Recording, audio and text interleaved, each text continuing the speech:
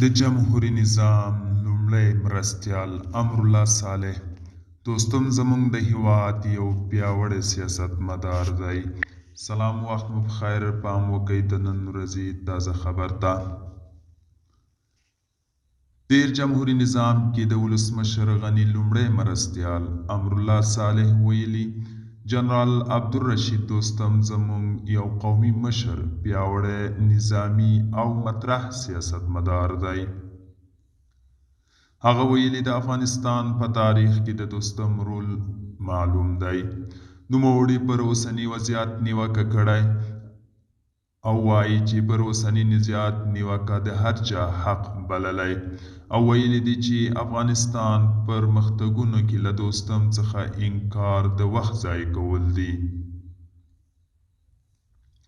دا په داسې حال کې ده چې تېره ورځ جنرال دوستم د شهید اونۍ په غونډه کې د صالح له لوري جګړې ته د هزاره هڅول غندلی و.